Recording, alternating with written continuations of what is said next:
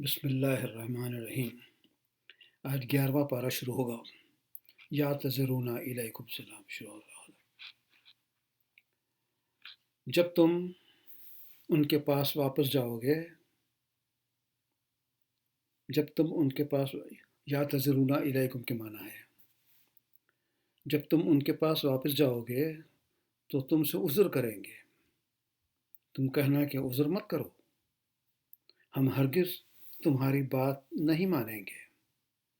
خدا نے ہم کو تمہارے سب حالات بتا دیے ہیں، اور ابھی خدا اور اس کا رسول تمہارے عملوں کو دیکھیں گے۔ پھر تم غائب و حاضر کے کیے جانے والے، غائب و حاضر کے جاننے والے خدائے واحد کی طرف لوٹائے جاؤ گے، اور جو عمل تم کرتے رہے ہیں وہ سب تمہیں بتائے گا۔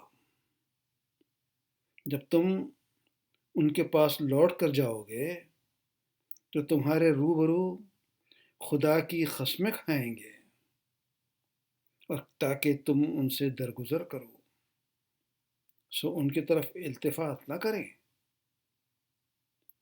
یہ ناپاک ہیں، اور یہ جو کام یہ کرتے رہے ہیں ان کے بدلے ان کا ٹھکانہ دوزخ ہے۔ یہ تمہارے آگے قسمیں کھائیں گے تاکہ تم ان سے خوش ہو جاؤ،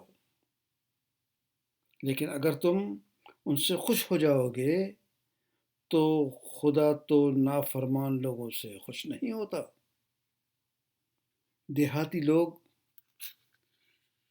سخت منافق ہیں، اور اس قابل ہیں کہ جو احکام خدا نے اپنے رسول پر نازل فرمائے ہیں ان سے واقف نہ ہو، اور خدا جاننے والا و حکمت والا ہے۔ اور بعض دیہاتی ایسے ہیں کہ جو کچھ خرچ کرتے ہیں اسے تاوان سمجھتے ہیں، اور تمہارے حق میں مصیبتوں کے منتظر ہیں۔ انہی پر بڑی مصیبت ہو، اور خدا سننے والا جاننے والا ہے۔ بعض دیہاتی ایسے ہیں کہ خدا پر اور اس روز آخرت پر ایمان رکھتے ہیں، اور جو کچھ کرتے ہیں اس کو خدا کی قربت اور پیغمبر کی دعاؤں کا ذریعہ سمجھتے ہیں۔ دیکھو، یہ بے صبح ان کے لیے قربت ہے۔ خدا ان کو عنقریب اپنی رحمت میں داخل کرے گا۔ بے شک خدا بخشنے والا مہربان ہے۔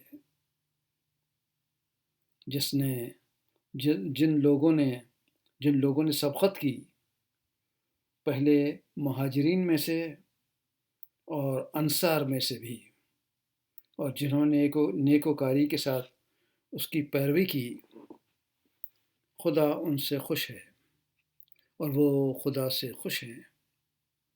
اس نے ان کے لیے باغات تیار کیے ہیں جس کے نیچے نہریں بہہ رہی ہے، ہمیشہ اس میں رہیں گے۔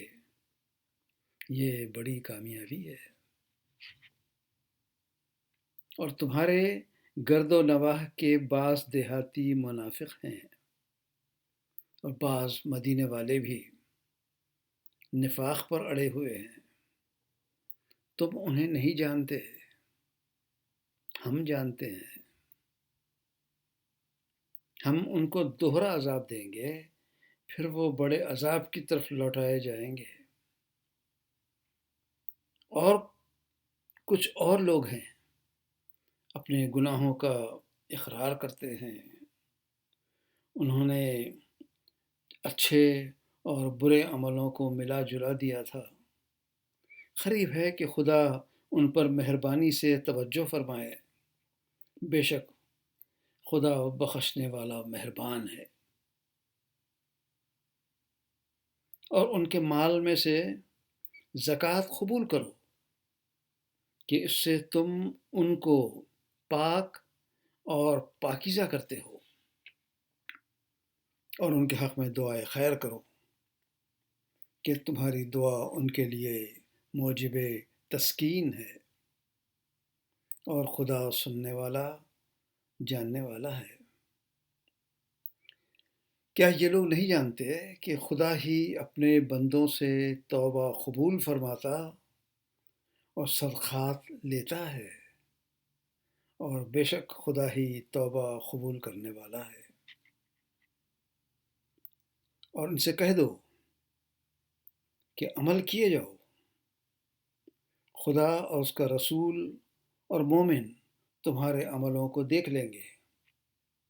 تم غائب و حاضر کے جاننے والے خدا واحد کی طرف لوٹائے جاؤ گے، پھر جو کچھ تم کرتے رہے ہو وہ سب تم کو بتا دے گا۔ اور جو کچھ اور لوگ ہیں جن کا نام خدا کے حکم پر موقوف ہے، چاہے ان کو عذاب دے اور چاہے معاف کر دے، اور خدا جاننے والا حکمت والا ہے۔ اور جنہوں نے اس غرض سے مسجد بنائی کہ ضرر پہنچائیں اور کفر کریں اور مومنوں میں تفرقہ ڈالیں، اور جو لوگ خدا اور اس کے رسول سے پہلے جنگ کر چکے ہیں ان کے لیے گھات کی جگہ بنائیں، اور قسمیں کھائیں گے کہ ہمارا مقصود تو صرف بھلائی تھی، مگر خدا ہی گواہی دیتا ہے کہ یہ جھوٹے ہیں، تم اس مسجد میں کبھی کھڑے بھی نہ ہونا، البتہ وہ مسجد جس کی بنیاد پہلے دن سے تقوی پر رکھی گئی ہو، اس قابل ہے کہ اس میں جایا کرو، اس میں ایسے لوگ جو پاک رہنے کو پسند کرتے ہیں، اور خدا پاک رہنے والوں ہی کو پسند فرماتا ہے۔ بھلا جس شخص نے اپنی عمارت کی بنیاد خدا کے خوف اور اس کی رضامندی پر رکھی، وہ اچھا ہے، یا وہ جس نے اپنی عمارت کی بنیاد گر جانے والی کھائی کے کنارے پر رکھی ہے کہ وہ اس سے دوزخ کی آگ میں لے گری، اور خدا ظالم لوگوں کو ہدایت نہیں دیتا۔ یہ عمارت جو انہوں نے بنائی ہے ہمیشہ ان کے دلوں میں خلجان رہے گی، مگر یہ کہ ان کے دل پاش پاش ہو جائیں، اور خدا جاننے والا حکمت والا ہے۔ خدا نے مومنوں سے ان کی جانیں اور مال خرید لیے ہیں، اور عوض میں ان کے لیے بہشت ہے۔ یہ لوگ خدا کی راہ میں لڑتے ہیں تو مارتے بھی ہیں اور مارے جاتے بھی ہیں۔ یہ تورات اور انجیل اور قرآن میں سچا وعدہ ہے جس کا پورا کرنا اسے ضرور ہے، اور خدا سے زیادہ وعدہ پورا کرنے والا کون ہے؟ سو جو سودا تم نے اس سے کیا ہے اس سے خوش رہو، اور یہی بڑی کامیابی ہے۔ توبہ کرنے والے، عبادت کرنے والے، حمد کرنے والے، روزہ رکھنے والے، رکوع کرنے والے اور سجدہ کرنے والے، نیک کاموں کا امر کرنے والے، بری باتوں سے منع کرنے والے، خدا کی حدوں کی حفاظت کرنے والے، یہی مومن لوگ ہیں۔ اور اے پیغمبر، مومنوں کو خوشخبری سنا دو۔ پیغمبر اور مسلمانوں کو شایع نہیں کہ جب ان پر ظاہر ہو گیا کہ مشرک اہل دوزخ ہیں تو ان کے لیے بخشش مانگے، گو وہ ان کے قرابت دار ہی ہوں، اور ابراہیم کا اپنے باپ کے لیے بخشش مانگنا تو ایک وعدے کے سبب تھا جو وہ اس سے کر چکے تھے، لیکن جب ان کو معلوم ہو گیا کہ خدا کا دشمن ہے تو ان سے بیزار ہو گئے۔ کچھ شک نہیں کہ ابراہیم بڑے نرم دل اور متحمل تھے، اور خدا ایسا نہیں کہ کسی قوم کو ہدایت دینے کے بعد گمراہ کر دے جب تک اس کو وہ چیز نہ بتا دے جس سے وہ پرہیز کرے۔ بے شک خدا ہر چیز سے واقف ہے۔ خدا ہی ہے جس کے لیے آسمانوں اور زمین کی بادشاہت ہے، وہی زندگانی بخشتا اور وہی موت دیتا ہے، اور خدا کے سوا تمہارا کوئی دوست اور مددگار نہیں۔ بے شک خدا نے پیغمبر پر مہربانی کی، اور مہاجرین اور انصار پر جو باوجود اس کے کہ ان میں سے بعضوں کے دل جلد پھر جانے کو تھے، مشکل کی گھڑی میں پیغمبر کے ساتھ رہے، پھر خدا نے ان پر مہربانی فرمائی۔ بے شک وہ ان پر نہایت شفقت کرنے والے مہربان تھے۔ اور ان تینوں پر بھی جن کا معاملہ ملتوی کیا گیا تھا، یہاں تک کہ زمین باوجود فراخی کے ان پر تنگ ہو گئی، اور ان کی جانیں بھی ان پر دوبھر ہو گئی، اور انہوں نے جان لیا کہ خدا سے خود اس کے سوا کوئی پناہ نہیں، پھر خدا نے ان پر مہربانی کی تاکہ توبہ کریں۔ بے شک خدا توبہ قبول کرنے والا مہربان ہے۔ اے اہل کے ایمان، خدا سے ڈرتے رہو، خدا سے تقوی رکھو اور راست بازوں کے ساتھ رہو۔ اہل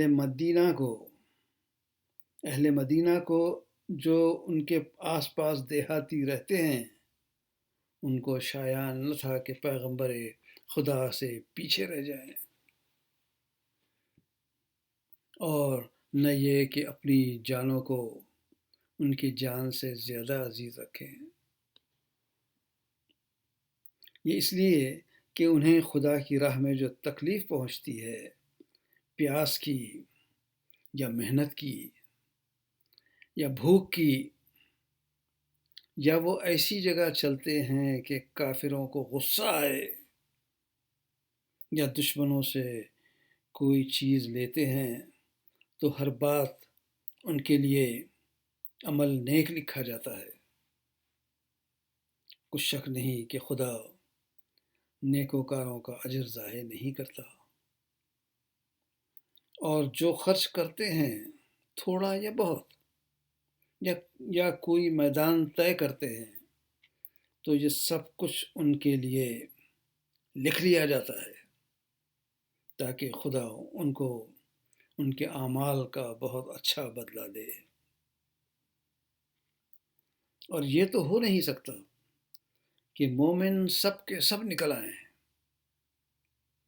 تو یوں کیوں نہ کیا کہ ہر ایک جماعت میں سے چند اشخاص نکل جاتے تاکہ دین میں سمجھ پیدا کرتے، اور جب اپنی قوم کی طرف واپس آتے تو ان کو ڈر سناتے تاکہ وہ حذر کریں۔ اے اہل ایمان، اپنے نزدیک کافروں سے جنگ کرو، چاہے وہ تم میں سختی معلوم کریں، اور جان رکھو کہ خدا پرہیزگاروں کے ساتھ ہے۔ اور جب کوئی صورت نازل ہوتی ہے تو بعض منافق پوچھتے ہیں کہ اس صورت سے تم میں سے کس کا ایمان زیادہ کیا ہے؟ سوچو، ایمان والے ہیں تو ان کا ایمان زیادہ کیا اور وہ خوش ہوتے ہیں، اور جن کے دلوں میں مرض ہے ان کے حق میں خبز پر خبز زیادہ کیا، اور وہ مرے بھی تو کافر کے کافر مرے۔ کیا یہ دیکھتے نہیں کہ یہ ہر سال ایک یا دو بار بلا میں پھنسا دیے جاتے ہیں، پھر بھی توبہ نہیں کرتے اور نہ نصیحت پکڑتے ہیں، اور جب کوئی صورت نازل ہوتی ہے تو ایک دوسرے کی طرف دیکھنے لگتے ہیں اور پوچھتے ہیں کہ بھلا تمہیں کوئی دیکھتا ہے؟ پھر جاتے ہیں۔ خدا نے ان کے دلوں کو پھیر رکھا ہے، کیونکہ یہ ایسے لوگ ہیں کہ سمجھ سے کام نہیں لیتے۔ تمہارے پاس تم ہی میں سے ایک پیغمبر آئے ہیں، تمہاری تکلیف الحمدللہ تمہاری تکلیف ان کو گراں معلوم ہوتی ہے اور تمہاری بھلائی کے بہت خواہش مند ہیں، مومنوں پر نہایت شفقت کرنے والے مہربان ہیں۔ پھر اگر یہ لوگ پھر جائیں تو کہہ دو کہ خدا مجھے کفایت کرتا ہے کہ اس کے سوا کوئی معبود نہیں، اسی پر میرا بھروسہ ہے اور وہی عرش عظیم کا مالک ہے۔ 129ویں آیت ہوئی ہے یہاں پہ، یہ توبہ ختم ہو گیا۔ اب جو ہے تو دوسری آیت شروع ہوگی، سورہ یونس، کل شروع کریں گے انشاءاللہ۔